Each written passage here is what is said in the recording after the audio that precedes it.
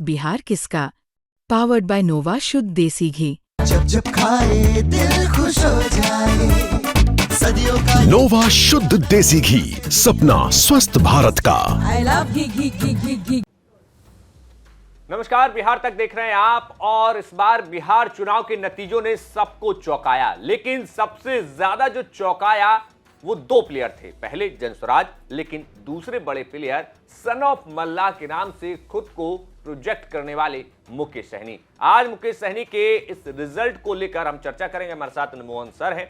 Sir, क्या लगता है सन ऑफ मल्लाह के तौर पर जो तैयारी की थी मुकेश सहनी ने कि अब तो डिप्टी सीएम बनना लगभग तय हो गया, लेकिन सिमट गए, बस्ता पैक हो गया, जीरो पर रह गए?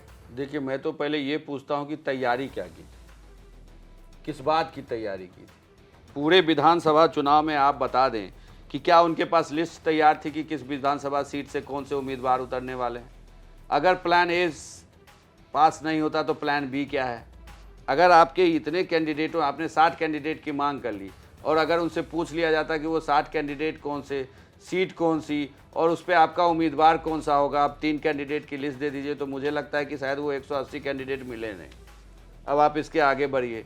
चुनाव में सीटों को लेकर सबसे ज़्यादा पेच कहाँ फंसा था? नाराज कौन हो रहे थे भाई? जब तक डिप्टी सीएम का, बल्कि आप देखिए कि हमारे सहयोगी चैनल द लल्लन टॉप में सौरभ द्विवेदी को दिए इंटरव्यू में उनसे सवाल किया गया कि आपके लिए बड़ा क्या है, पार्टी के लिए ज़्यादा संख्या में सीटें होना या डिप्टी सीएम का प्रोजेक्टेड होना? तो उन्होंने कहा डिप्टी सीएम प्रोजेक्टेड होना। तो ऐसे में तो आप कार्यकर्ता का विश्वास खोएंगे ना। जो आपके पीछे झंडा लेकर घूम रहा है, उसे लग रहा है कि उसकी सीट में उसका नेता उसके लिए टिकट मांगेगा, लेकिन उसका नेता कह रहा है नहीं, पहले तुम ये तय कर दो कि मैं ही डिप्टी सीएम बनूंगा। खैर, वो डिप्टी सीएम भी बनाया गया। बात यहीं पे गड़बड़ हो गई। जैसे उन्हें डिप्टी सीएम के लिए प्रोजेक्ट किया गया, मुस्लिम वहां पर उनसे टूटे हैं, भयानक टूटे हैं। मतलब ऐसे टूटे हैं कि समझिए कि उन्होंने बिल्कुल एंटी वोट किया है। इस बात से नाराज़गी दिखाई है कि भाई आप 2% की आबादी, हालांकि वो दावा करते हैं 12% की आबादी को कैसे आप डिप्टी सीएम बना सकते हैं, और क्या ज़रूरत है बनाने की आपको डिप्टी सीएम का उम्मीदवार? अब आप वहाँ भी छोड़ दीजिए। उसके बाद आप देखिए उम्मीदवारों का चयन और सीटें। जो सीटें उनको दी गई उसमें से तो कुछ सीटें ऐसी थी जो उनको बिल्कुल जीतनी चाहिए थी हर हाल में। अगर वो खुद को सन ऑफ मल्लाह कहते हैं, मल्लाहों का नेता कहते हैं, तो उनको वो सीट जीतनी चाहिए थी, लेकिन एक भी सीट नहीं जीती। अब सोचिए कि गौरा बौराम में उन्होंने एड़ी चोटी का जोड़ लगा दिया और आखिर में अपने भाई को ही चुनाव में बैठा दिया। आरजेडी के अफजल अली वहाँ चुनाव हारे। अब आप देखिए गौरा बौराम में मल्लाहों की संख्या कितनी है। जिस दरभंगा की एक सीट और थी जिससे उन्होंने उम्मीदवार उतारा अपना, उस सीट पर क्या हुआ?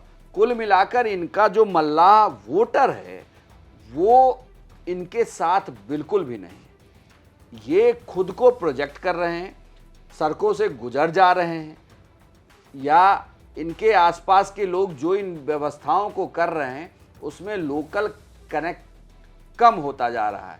बल्कि बड़े नेताओं से घिरने की वजह से जैसे इनका लोकल कनेक्ट कम हो रहा है, वोटर इनसे छिटकता चला जा रहा है, और ये लोकसभा से लेकर विधानसभा तक में ये साबित हो गया।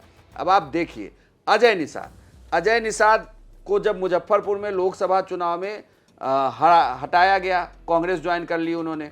राजभूषण निषाद उससे पहले जब उधर से चुनाव लड़े तो चुनाव नहीं जीते, अजय निषाद जीते बीजेपी से, और जब राजभूषण निषाद बीजेपी से चुनाव लड़े तो अजय निषाद चुनाव हारे। यानी कि कुल मिलाकर आप देखिए तो जो निषाद वोटर है वो एनडीए को वोट कर रहा है, वो तो महागठबंधन को वोट ही नहीं कर रहा है। आप नंबरों में जोड़ते रह जाइए। मैं आपको अब इस चुनाव में एक और उदाहरण देता हूं। बीहपुर की सीट वीआईपी ने ले ली, आखिरी समय में ली। क्यों ली पता नहीं, वो सीट आरजेडी की सीट थी। वहां पर उम्मीदवार कौन बनाए गए? तो एक महिला को कैंडिडेट बनाया गया और ये कहा कि मतलब जो चर्चा थी कि ये अजय मंडल के रिश्तेदार हैं। वो चुनावी मैदान में उतरे, हार गए चुनाव। जबकि ये कहा जा रहा था कि सब बिल्कुल पलट गया है, समीकरण एकदम सांस फूल रही है उम्मीदवार की, लेकिन चुनाव का परिणाम एक तरफा रहा। मतलब मेरे कहने का मतलब ये है कि चलिए हम मान लेते हैं कि ये आंधी है, सुनामी है, इसमें सब बह गए तो मुकेश सहनी की नाव डूब ही जाए तो कुछ नहीं, लेकिन आपका वोटर कहाँ है भाई साहब? वो वोटर तो आपके साथ ही नहीं रहा कभी। आप कह रहे हैं हमने गंगा जल हाथ में रख के शपथ दिलवाई थी, कि कैसी शपथ थी? उसको ये भरोसा ही नहीं रहा। और जब आप ये जीते कब चुनाव? जब ये एनडीए के साथ रहे। ये जब महागठबंधन के साथ रह रहे हैं इनको दिक्कत हो रही है। यानी कि आपको समझना होगा कि आपके वोटर को वहां कंफर्टेबिलिटी है ही नहीं। आप राजनीति कर रहे हैं, अब वो गुस्सा हो जाते हैं कि भाई आप लोग इस तरीके से मीडिया में चर्चा करते हैं, तो वो नाराज भी हो जाते हैं कि आप खत्म कर देंगे अति पिछड़ी की राजनीति। चाहते हैं कि आप राजनीति करें, लेकिन थोड़ा तो आप अपने वोटरों को तो साधें। वो वोटर आपसे साध नहीं पा रहा है।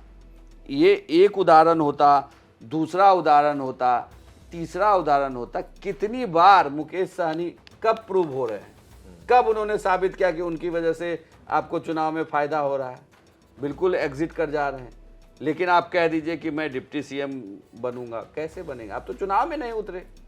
आईपी गुप्ता तो चुनाव में उतर गए, आप उतरे भी नहीं। आप चुनाव में उतरते तो आपके कार्यकर्ता का जोश आया होता। आप उस वक्त कह देते कि भाई मेरी कोशिश है कि 243 सीटों पे अपने उम्मीदवार को चुनाव जिताऊं। 243 छोड़िए, 2 पे जिता देते। कोई 2 सीट आप तय करिए और कहिए कि हमारी वजह से जीता है चुनाव। अगर हमारा वोटर ना हो, हमारे वोटर हमारे कहने पे वोट दे रहे हैं तो माना जाए। मैं कह रहा हूँ जब भी हो रहा है तब परिणाम ऐसे आ रहे हैं। तो मुकेश सहनी से बहुत उम्मीद है कि मुकेश सहनी जिस बात की राजनीति कर रहे हैं और जिस अति पिछड़े की राजनीति कर रहे हैं, तो बिहार में ऐसे नेता की जरूरत है। लेकिन वो राजनीति को भांप नहीं पा रहे हैं कि वो राजनीति जा किधर रही है, और उनके वोटरों का उन पर या तो भरोसा नहीं है या उनको झूठ बोला जा रहा है। बिल्कुल। और एक सवाल मेरा इससे जुड़ा ये था कि जब हम चुनाव के दरमियान थे तो हर बार खबरें चलती थी कि मुकेश सहनी अब प्रेस कॉन्फ्रेंस करेंगे, 12 बजे है, अब समय बढ़ा दिया गया 2 बजे 4 बजे, मुकेश सहनी फोन नहीं उठा रहे हैं।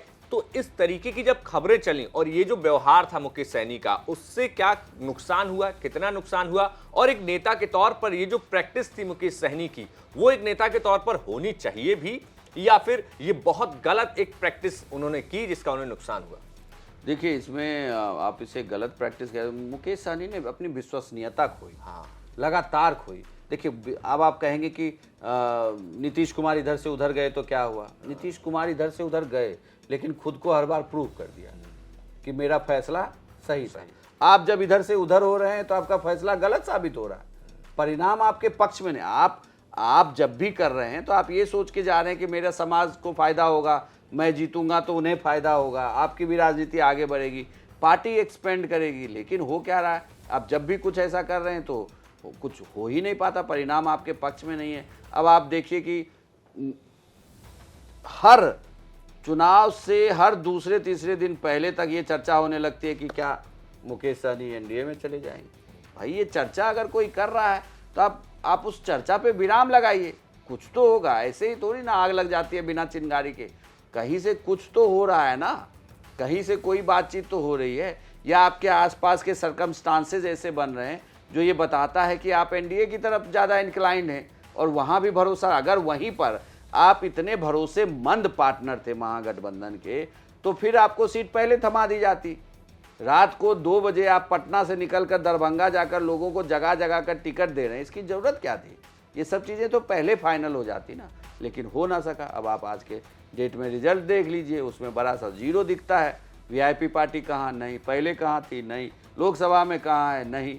लेकिन जो नेता हैं वो कह रहे हैं खुद को सन ऑफ मल्लाह, 12% के वोट कह रहे हैं कि 12% का वोट मेरे ही पास है, 12% वोट पे मेरा कब्जा है और मैं ही डिप्टी सीएम बनूंगा। बन जाए, भविष्य के लिए ढेर सारी शुभकामनाएं हैं उनको, लेकिन कैसे ये भी देखना होगा। और वो मुझे लगता है कि अब अगर किसी नेता को सड़क पर उतरकर सबसे ज़्यादा चलने की और अपने वोटरों से कनेक्शन की ज़रूरत है, तो उसमें से एक नेता अब मुकेश सहनी भी। हालांकि अब पूरे विपक्ष को उतरना होगा, वरना बिहार उनसे बड़ी दूर जाता हुआ दिख रहा है कि मतलब कोई वापसी के संकेत नहीं दिख रहे हैं कि कैसे वापसी हो पाएगी। तो बिल्कुल जिस तरीके से हमने पूरी चर्चा की कि आखिर हेलीकॉप्टर से लेकर गाड़ी की सीट पर वेव करते हुए जो मुकेश सहनी लगातार बड़े बड़े नेताओं के साथ, राहुल गांधी हों, तेजस्वी यादव हों, उनके साथ चल रहे थे। मुख्यमंत्री सबसे पहले तेजस्वी यादव को उन्होंने ही ऐलान करना शुरू कर दिया था। तो ऐसे में मुकेश सहनी का जो फोकस था वो गाड़ी और हेलीकॉप्टर के बजाय जनता से कहीं ना कहीं छूट गया और उस जनता से कनेक्ट छूटते ही मुकेश सहनी धड़ाम से जो है जीरो पर आ गिरे। फिलहाल मुकेश सहनी की आगे की राजनीति क्या कुछ होती है। जीत के बाद उन्होंने बधाई दी थी, जनता को बधाई दी थी, नीतीश कुमार को बधाई दी थी, शुभकामनाएं दी थी, लेकिन अब आगे की राजनीति में वो क्या कुछ फैसला करते हैं। टफ बार्गेनर के तौर पर अपने आप को साबित कर रहे थे, लेकिन जनता ने उनकी टफ बार्गेनिंग को स्वीकार नहीं किया। आपकी राय क्या है मुकेश सहनी की पॉलिटिक्स को लेकर, हमें कमेंट बॉक्स में बताइए और देखते रहिए बिहार तक। शुक्रिया।